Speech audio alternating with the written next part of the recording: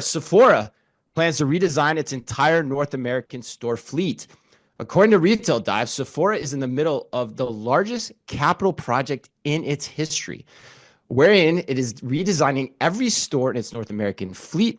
Artemis Patrick, president and CEO of North America, told an audience at the National Retail Federation's Big Show conference on Monday of this past week.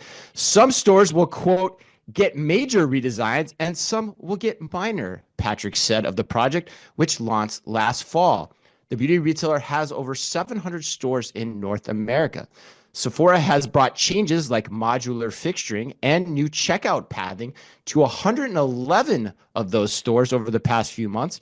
And as a result, key performance indicators like transactions, productivity, and sales are all up when compared to the control group. Kelly, what do you find most intriguing about Sephora's plan to renovate its stores as part of what Retail Dive calls its, quote, largest capital project in its history? Yeah, lots of big headlines dropping at NRF Big Show last week. I think the thing that was most interesting to me about this, you mentioned it, Chris, and Artemis Patrick talks a little bit more about it in the article, but she cited one of the leading factors of the redesign in effectively making a more affordable fixture structure for their brand partners. That was kind of one of the leading things. She said, we're not a cheap date to sell in Yep. Sephora. We don't want our partners building these expensive fixtures that, the deal doesn't work out and they don't see the full benefit. So this was super interesting to me for two different reasons. The first is the tone and tenor of it is very different from what we see from Sephora typically.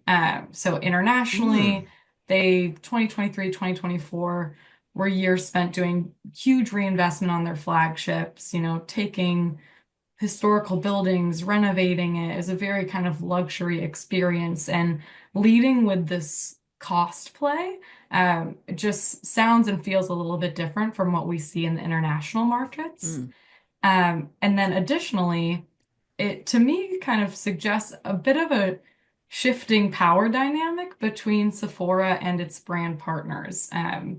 Having spent a lot of time more on the manufacturing side of the beauty business, you'll do what you got to do to get placement in Sephora. And typically they have the upper hand in those negotiations. It's more expensive, but you need to be there and they have the market share. So to hear them really being proactive about how to make the experience more affordable for their brand partners just kind of signals to me that they're thinking ahead about where the retail market might be going in the US. Mm. I know Ulta hasn't seen, a great couple quarters in the last few quarters, but, are there other tides that they're concerned about, whether it's e-com, where they're trying to shift some more attention to their brand partners. So I thought that was really interesting. And there are a lot of other great things that they're doing, which just seem like smart retailing to me from Store of the Future, really making a metrics-based approach to the redesign. So I think there's more to it than just this kind of brand cosplay, but that was what really stood out to me.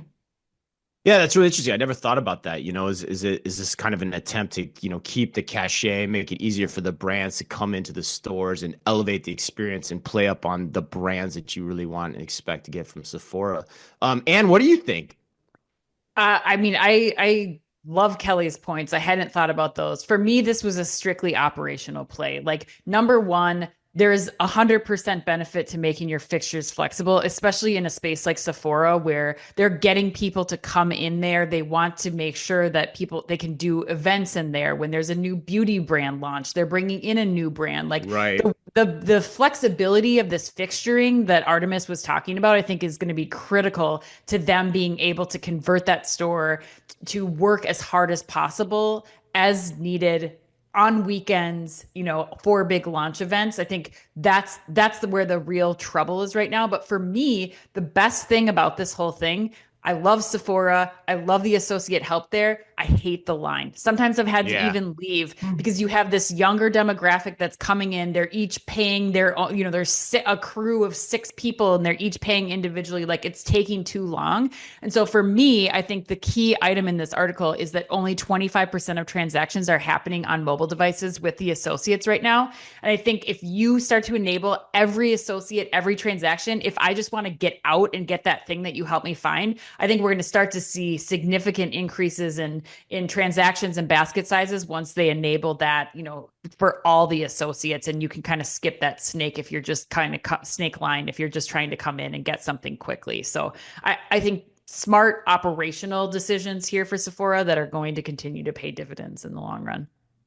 Yeah, that was what the article highlighted for me that was most interesting too, was how they're thinking about checkout. And it was very light on the details in there, but I think you're hitting on points that, especially when you talk modular fixturing, you could apply modular setup designs to your checkout process too, so you can scale it up, scale it down across the seasons, lots of different ways you could do this mobile enabled. John, what do you think though? Any final words here?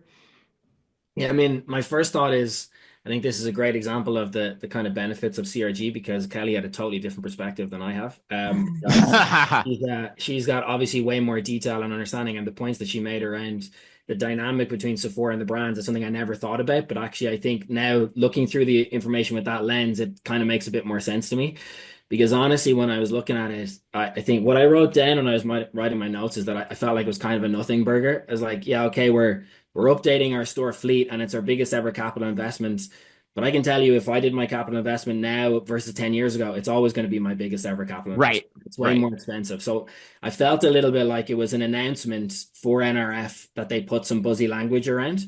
And the other point was, I know that Kelly mentioned they're using a metrics-based approach, which is great, but I don't know if anybody here has ever redesigned a store where the sales didn't go up because Right. you've got all this extra attention, you've got all the extra staffing. Once you pull that out, your sales normally revert to the mean, right? Yep. So for me, it felt a little bit like we're doing all this work and we're going to change trajectory, but once you went below the details, I didn't quite get it. However, I think the checkout point also stood out to me because I think if you can make that easier to get out of the store, obviously I'm not like a high Sephora shopper, but my wife is. And so like she has talked before about how difficult it is to get in and out of the store.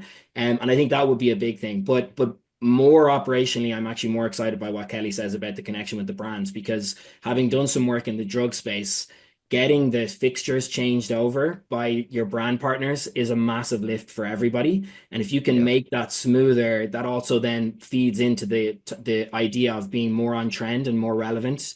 If you can make that happen quicker. So I can actually see a much bigger benefit from that now than I kind of originally thought. Absolutely. Yeah, those are great points, John. It's funny to me too when I think about the psychological dynamics of doing this show too. Is like when I first read the headline, I was like, yeah, I feel like John does. But then you go and you think about who's the leadership team, what pedigree do they have behind them, what performance has the company exhibited in the past, and it gives us a little more license to accept what Sephora is telling us and be a little more optimistic about it as well. So it's interesting as we review these headlines each and every week.